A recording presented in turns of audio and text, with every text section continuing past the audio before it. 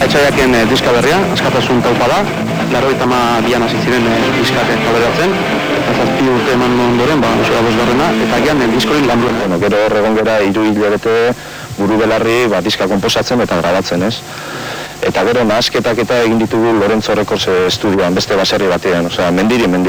Gortu genuen lana pizka lasai da zen genuen, ez? Ja, bosgarren diska eta hobeago pizka lasaiago ateratia, baina ondo, ez? Eta gustora geratzea.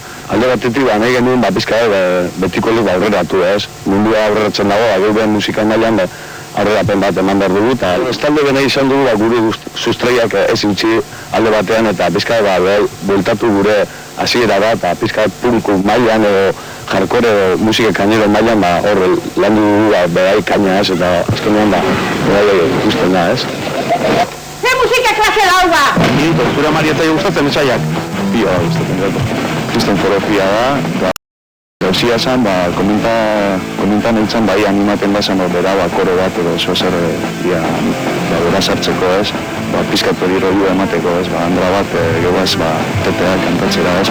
Bueno, azkainan animazan etorri zan, nahiko ondo. Belaunaldi desberdinetako laguntzaileak izan dituzte, bai helduak eta umeak ere bai, ez? Euskal Herrian euskaraz kantua, beraiek Euskal Herrian euskarazekoak eskatu ziguten egitea abesti bat, beraien 20. urte urrena da bat da.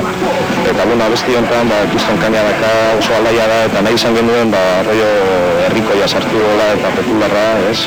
Generazio ezberdinekin, bai niguten ama, bere, gero loba txikia ere, ez? Markel, eta gero hemen baserriko umea ere, atea zen, ez? Txililloka dara beste. Euskal Herrian ordenadorean erabiltzeko CR-on pista sartu dute, eta bertan, itxasontzienetan grabatutako bideoklip bat ikusi daiteke.